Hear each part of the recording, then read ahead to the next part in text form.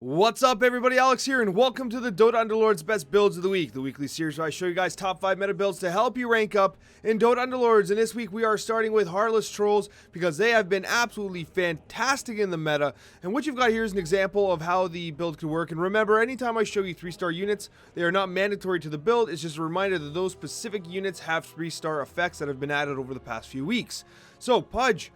You can actually reposition Pudge if you wish. If you have a Blade Mail, I do recommend you kind of place him in a position where he can take maximum effect of the Blade Mail, take a lot of the brunt of the attack, do a lot of incoming damage. Because with this build, you want to focus on doing as much burst damage as possible. You want to run a Drow Ranger not only for Heartless, but to actually increase the DPS potential of the units around Drow Ranger here. You are running Enthrall and Essex if possible. The reason for this is because you want to have the Archer here, also getting the attack speed benefit from Drow Ranger, but also because you want to run Enthrall with all the ranged units and the ability for the trolls to really take down ranged units.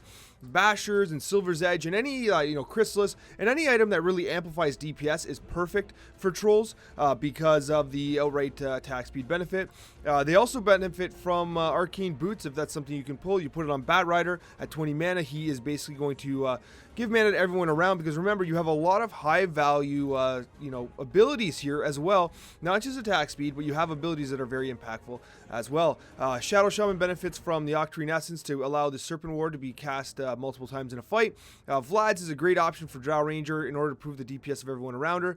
And once again, you could reposition if you wish. You could do something along these lines, like this, if you want Pudge to be flat. I do recommend leaving a space for the Archer. If you do something like this, there's a chance that an Essex will do literally no damage because she will not have an Archer available. You do have the option of going Troll Warlord, of course. This is a 8-unit build, but if you go to 9, you can actually just straight up add Troll Warlord, or you can take out whoever happens to be your weakest troll. Under most circumstances, I do recommend Shadow Shaman in terms of an alliance standpoint, but it's up to you at the end of the day. I would also recommend, if you wish, because the night bonus isn't actually all that important in this build. It's a nice little benefit for Abaddon there, but realistically, you could go Lifestealer. Lifestealer with the attack speed benefit being provided by the trolls, and also the Mask of Madness that you would eventually put on the Troll Warlord. You can actually run that with Lifestealer, and he benefits greatly from this setup, so it's an option as well. It blows my mind that I play games and no one is going Assassins. Literally no one is going Assassins, and it blows my mind. For the second build, we're talking Assassins here, and it's all about lockdown. You are kind of baiting the Nyx Assassin. You can position back here if you want. I do like them roughly here. Bait the teams forward because you are taking advantage of the spirits as well. You're running lots of spirits in this build because they do benefit, with those assassins, and they work really well in conjunction with voids. Voids is just bonus damage. Pure bonus damage, and as it is, you are running Templar Assassin and Faceless Void anyways to complete your 6 assassins, so you may as well get the extra one. You go Void Spirit, and of course you have Ember, so you're just finishing compositions here, and it is fantastic.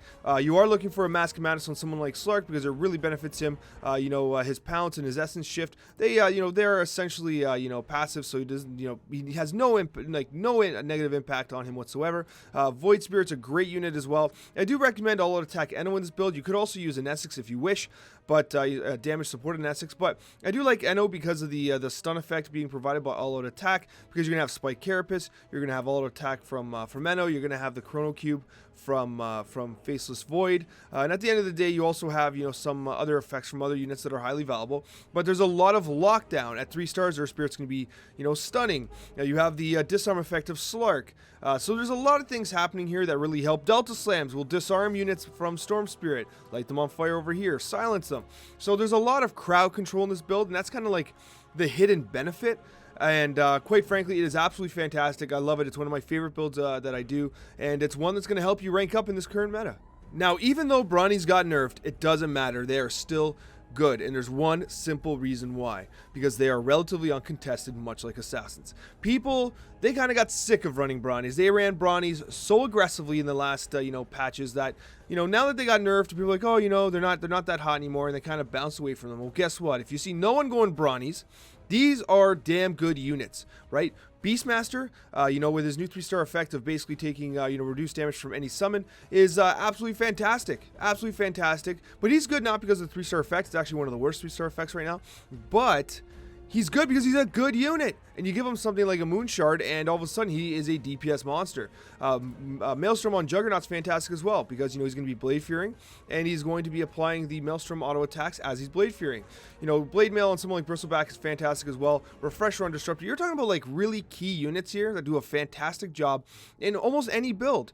You know, Disruptor can be splashed into almost any build and will do a good job with his Static Storm.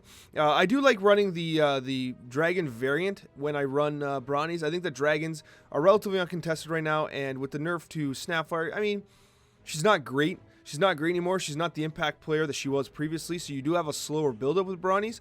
But, you know, you can replace whoever your weakest Brawny is with a Dragonite if you happen to pull him. You know, very easy composition-wise. It's still the same. You're just taking out your weakest Dragon. If you happen to get to 9, you can keep him in. You can even, you know, if you're at 8, you can get rid of the Ogre Magi if you wish. I do like Ogre Magi here because I'm often surprised at how uncontested he is. Remember, with a 3-star effect, Bloodlust has the opportunity to be multicasted to multiple units, and I like that because with the Brawny effect, Ogre Magi, and of course, Let's Go Crazy Hobgon, these are extended fights, and with these extended fights, you want DPS over long periods of time, so the Bloodlust and the Let's Go Crazy will allow your really beefy units with tons of HP to kind of carry those long fights. So really good units, and the other thing about this build that's fantastic is, like, Chainmail is great on a Viper. A tier 1 item that scales perfectly, that works well with Corrosive Skin. It's great, and you get a Viper, and it's fantastic. And of course, he has a sweet 3-star effect where he does the Viper Strike. But at the end of the day, Viper, that Corrosive Skin is so key. And overall, it's a very good build, especially when no one's contesting it. Another build that I feel is flying under the radar is 6 Mages, and this is a build that I've been talking about for a few weeks now. This build is so damn good that it blows my mind that more people are not going 6 Mages in this current meta, because it counters Heartless Hunters and Heartless Trolls in a very unique way because of the outright burst damage capabilities. They don't have any magic reduction, you know, they don't have scale, they don't have the night reduction in damage, so these are good compositions for blowing those compositions up. And what you're looking at here is you're looking at Tidehunter. Again, everyone here does magic-based damage. Friendly Fire Hobgon is the absolute ideal here because of the fact that he's getting additional damage. From there, I mean, realistically, he is the top choice. You know, all-out attack Eno's not bad either, but realistically, you know, he is the one you want when you're going 6 Mages. From there, however, you know, you are looking at Tidehunter up front along with Disruptor because you want that early cast of the Static Field and the Ravage, both of which are going to do magic-based damage. But it's the utility of those skills that are so important, right? You're getting that initial stun there, which is going to basically lock down everyone around the Ravage. You're also going to get the silence effect from Static Storm. So you're getting a lot of value there. You need to have Razor and Shadow Fiend positioned somewhere in the center here because they have radial type attacks. So you can't put them in a corner here because you might see some reduced impact, but it's up to you at the end of the day. I do recommend getting attack-based items for someone like Razor at 3 stars. He's going to steal attacking damage as he attacks other units. You know, and Shadow Fiend does an incredible amount of damage thanks to the Mage bonus, where I'm often surprised he's not used generally. You're gonna have Lich come in late for someone like Ogre Magi to complete 6 Mages, and of course you're having Keeper of the Light position here because Pudge is fairly common in the current meta, way too common I would suggest, and you're gonna get a lot of Pudge pulls. And although it breaks your heart to see Crystal Maiden get Pudge pulled and get smoked by everyone as she gets pulled, you'd rather her get pulled than the Keeper of the Light, because Keeper of the Light is one of your victory conditions here. So an absolute key unit and a key awesome build. And for the final build of the week, we're talking about Heartless Hunters. And guys, this is a fantastic build. It has been for some time in the Season 1 meta. And the result here is a build that can be very consistent if Hunters are relatively uncontested. But that is a key thing you need to check because Hunters are often, in some games, all of a sudden, 4 people go Hunters. So Hunters can be fairly popular, especially with the popularity of Heartless right now. They kind of synergize very well. Now remember, this build also relies on Druids. Now you're not going to start with Lone Druid, you're going to start with someone like Nature's Prophet. But this will allow you to have a lot of early and mid-game strength. Treant Protector and Nature's Prophet are key to having this build survive until you can get the Maranas and the other high-quality units for the Hunters. I do recommend that you do swap out Nature's Prophet for Lone Druid. Of course, Refresh Orb on Lone Druid is a game-winning item.